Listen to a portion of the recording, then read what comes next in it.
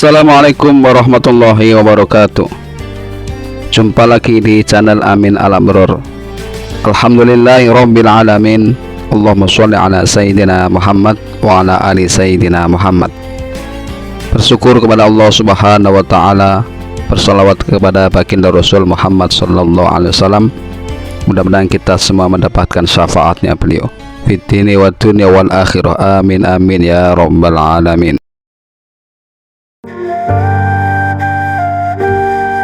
Kisah Pangeran Diponegoro. Pangeran Diponegoro harum namanya dan akan terus melegenda. Namanya dihormati tidak hanya oleh kalangan keraton dan masyarakat, tapi juga para ulama. Setelah bangsa Indonesia merdeka, negara pun menghormatinya dan memberikan penghargaan sebagai pahlawan nasional. Pangeran Diponegoro gigih bertempur melawan Belanda. Beliau dipercaya memiliki kesaktian luar biasa. Kesaktian luar biasa ini yang membuat kalangan ulama dan pondok pesantren begitu menghormatinya.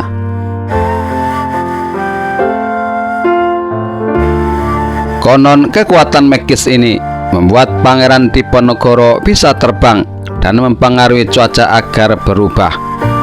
Kisah ini dicatatkan Peter Carey pada bukunya Takdir Riwayat Pangeran Diponegoro tahun 1785 hingga 1855. Banyak orang pun percaya Pangeran Diponegoro memiliki ilmu kebal dan mampu membaca karakter orang melalui ekspresi wajah. Pangeran Diponegoro memiliki karisma yang membuat banyak orang ingin menjalin hubungan dengan dirinya. Ada kisah yang menyebutkan pimpinan pondok pesantren di dekat kota Madiun, yakni Kiai Guru Banjarsari, menulis surat kepada Pangeran Diponegoro. Dalam suratnya, Kiai Banjarsari meminta jimat dari darahnya dalam diri saudara perempuan Pangeran Raden Ayu Susrodiwiryo. Tujuan Kiai Banjarsari ini dalam rangka mempererat ikatan kekerabatan dengan Pangeran Diponegoro. Dalam kisah yang lain juga menyebutkan bukti kedekatan Pangeran Diponegoro dengan kalangan para ulama. Salah satunya sebelum pergi berperang, konon pasukan sang pangeran mendapat suntikan spiritual dari kaum ulama. Mereka para ulama dengan menggunakan surban hijau dan jubah putih telah membakar semangat juang bala tentara laskar Pangeran Diponegoro dengan mendaraskan ayat-ayat suci Al-Quran. Pangeran Diponegoro melakukan ritual khusus sebelum memulai peperangan. Para laki-laki maupun perempuan konon mencukur habis rambut di kepala mereka. Kemudian mereka menggunakan busana ulama dan maju ke medan tempur sambil membaca zikir. Namun tidak semua pasukan Diponegoro ini menggunakan surban dan jubah selama pengepungan Yogyakarta pada Agustus tahun 1825. Hal ini terlihat dari satu jenazah pejuang perempuan yang ditemukan menggunakan pakaian tempur.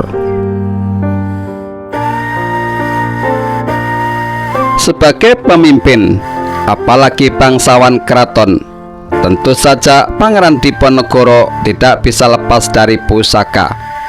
Salah satu pusaka yang sangat ditakuti Belanda adalah keris Kiai Nogo Siluman. Keris Kiai Nogo Siluman adalah sebuah keris yang berhasil dirampas Belanda, kemudian diserahkan kepada Ratu Wilhelm I.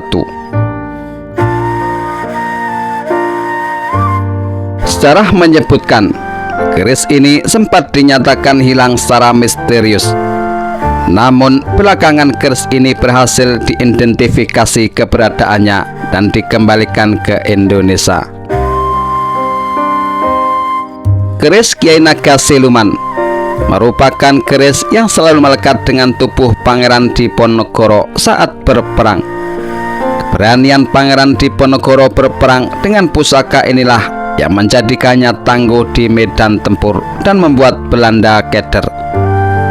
Meskipun akhirnya tertangkap di Magelang, perjuangan Pangeran Diponegoro menjadi perlawanan paling legendaris dalam sejarah Nusantara melawan bangsa penjajah.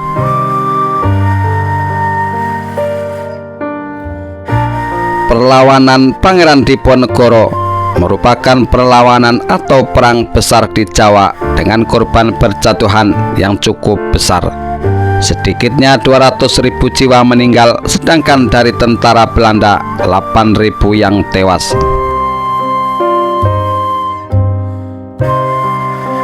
Keris Kiai Naga Siluman ini pun sempat dikabarkan hilang misterius beberapa saat setelah Raden Saleh berada di Belanda dan mengidentifikasi keris keramat tersebut pada tahun 1831.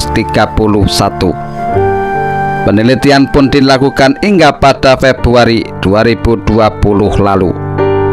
Keris keramat ini kembali ditemukan. Proses identifikasi pusaka berlapiskan emas dengan ukiran naga tersebut berlangsung cukup lama. Kini sang pusaka yang dianggap memiliki kekuatan luar biasa ini telah pulang ke tanah air dan disimpan di Museum Nasional di Jakarta.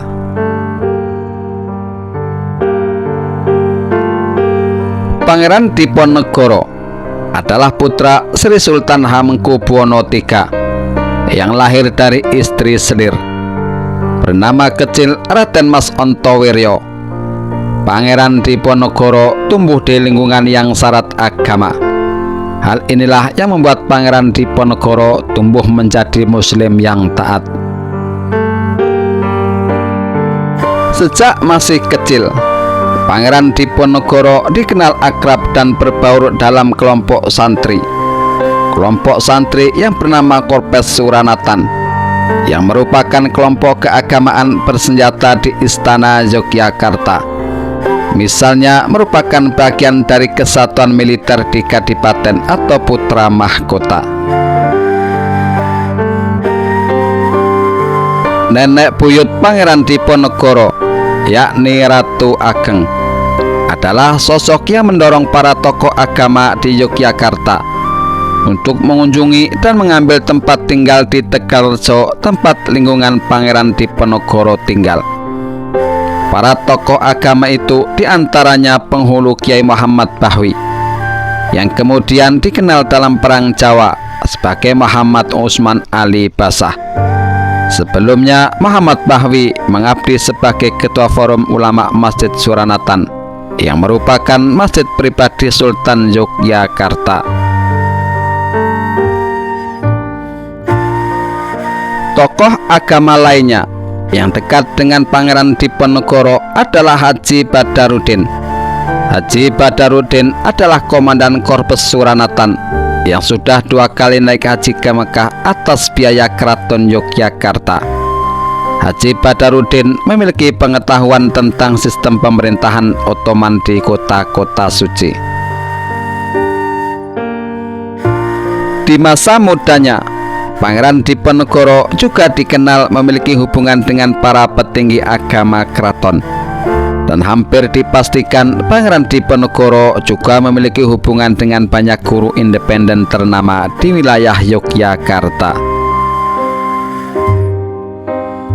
Pangeran Diponegoro kemudian menikahi anak perempuan Kiai Guru Senior Kasongan, yang pada saat Perang Jawa bergelar Raden Ayu Retno Kumolo.